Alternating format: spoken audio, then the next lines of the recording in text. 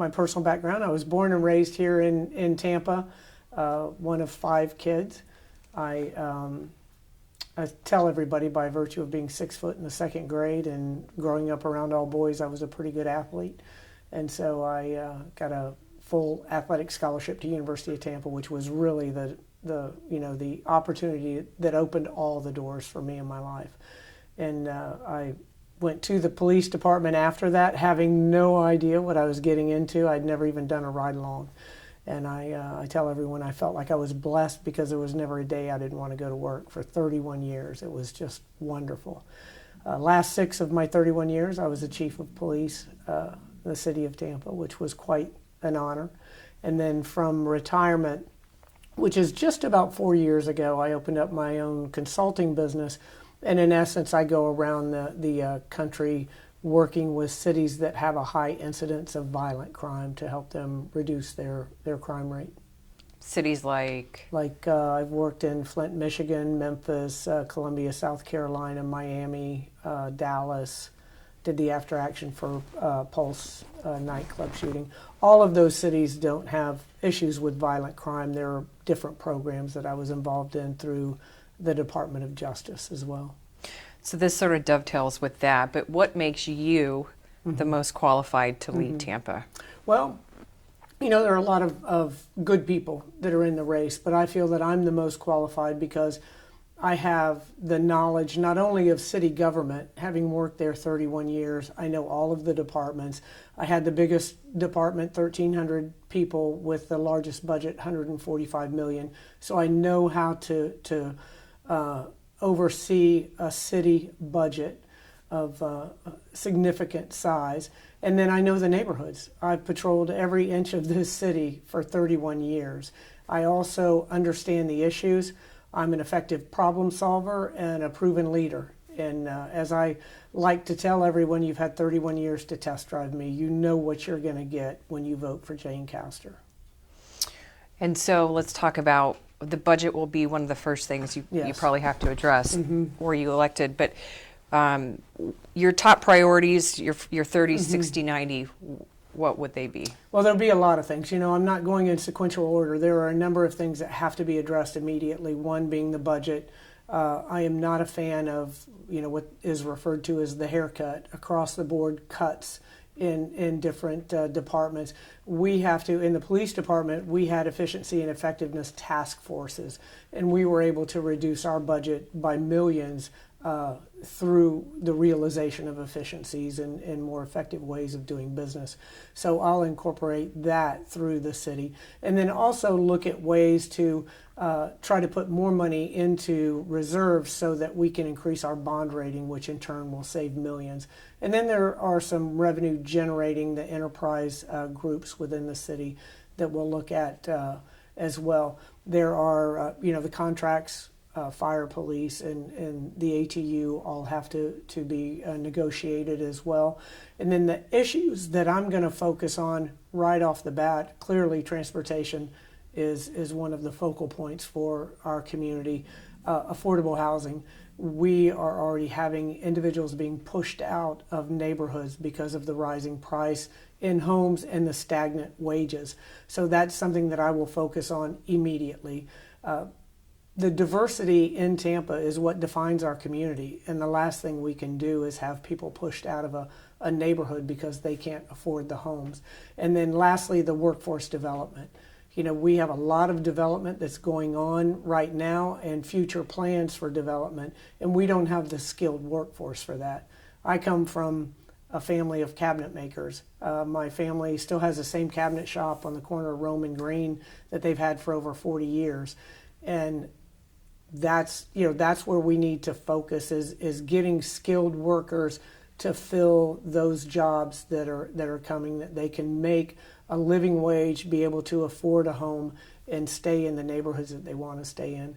And then also, I want Tampa to be seen as the innovation hub of the nation. A smart city where people want to bring their businesses, developers want to come, and the best and the brightest from around the nation, while we focus on growing businesses in Tampa too. We have a lot of great businesses that have started in Tampa, and we have a lot of them that are just starting out that are going to just be incredible in our city. Can you prioritize your top 3 infrastructure challenges for the city, and can you detail your solutions? Well, congestion clearly is an issue, and that's something that I talked earlier about being a smart city. That's an avenue that we have already started down with our traffic management systems and using smart data, and that's one of the ways that we can address some of the congestion.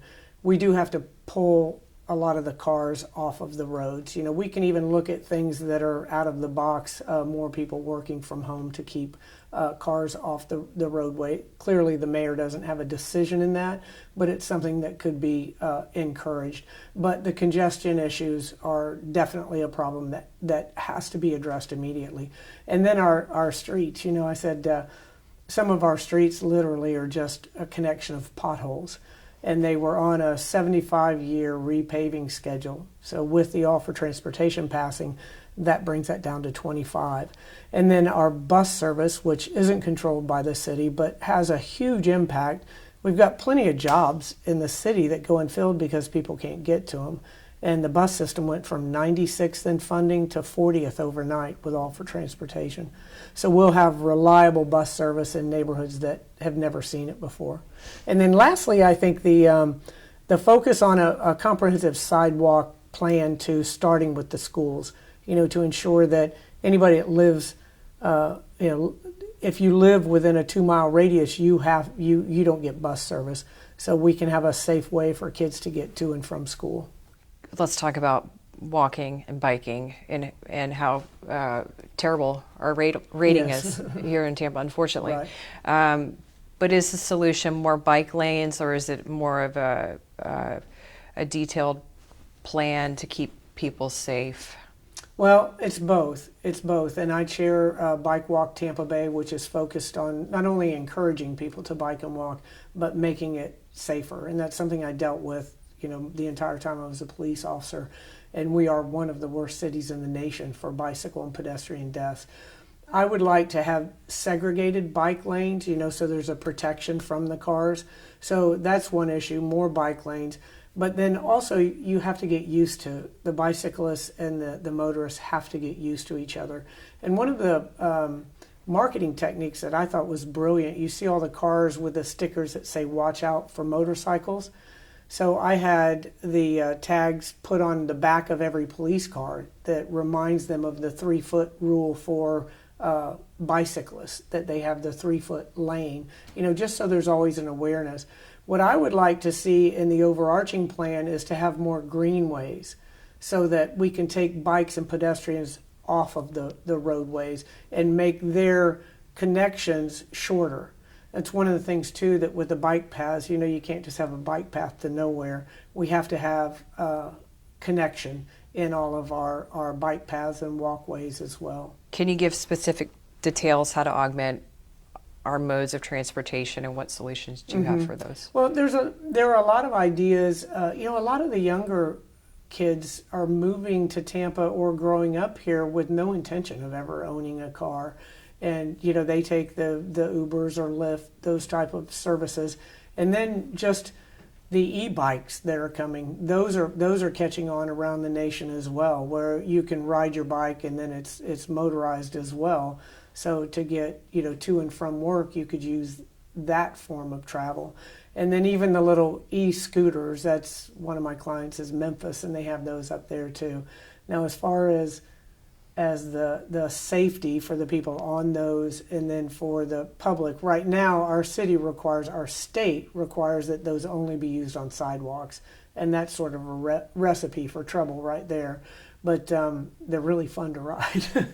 But they're a little bit of a, you know, it's going to take a great deal of getting used to that. But then also, I think that what we need to do is look at the how we regulate public space, as opposed to saying, okay, we're going to have a bike lane here, because you don't know what the next technology is going to be. Right now, people are riding bicycles.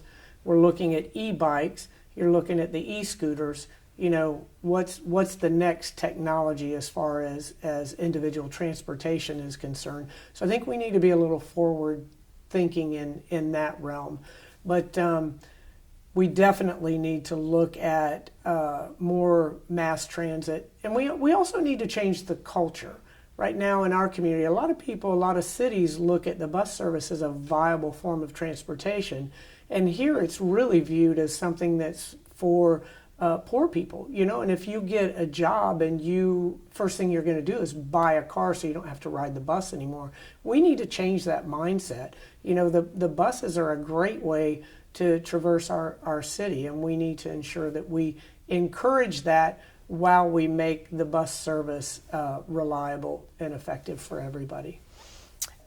Something that goes hand in hand with transportation is affordable housing. Mm-hmm. It's all sort of part of that equation, but do you think Tampa has a unique problem with affordable housing, or are we sort of the same? I don't think that we have a unique problem. I think that we're a little bit behind on that. The problem that other cities are entrenched in right now, we're just breaking the seal on that, and it's something that we can't do. Back to diversity is what defines us as a city, and we need to ensure that people can stay in the community. I went out to Austin with the Chamber of Commerce, met some friends of mine that had moved from Tampa to Austin, and one of the individuals, African American, and he asked me, what do you think the African American population of Austin is? And I said, well, I would have to guess around 20%. And he said, no, 5%. I checked that later, and it's actually 8%. But that's because people have been priced out of the neighborhoods, and we have to come up immediately with affordable housing solutions. And there are a number of areas that I'll be looking to address the affordable housing problem that we have. Even with the Housing Authority, they have, I want to say, 3,000 person waiting list to get. It's up to 3 years to be able to get into a home, an affordable home through the Housing Authority. Something I've probably talked a lot about with you. Tampa's image as a world-class city. Mm-hmm. How do we continue to elevate our image and to continue on that path? Well, I believe that we need to continue on the path we're at to elevate the image. Another thing that I feel very strongly about is we need to stop chasing other cities. We need to stop saying we want to be like. We are Tampa, and the other cities should be coming to Tampa to see what we're doing and how they can elevate their city. This city's going to change more in 10 years than it has in my entire lifetime, and we have one opportunity to create that city that we all want. We want to live and work in, and we'll be proud to pass off to the next generation.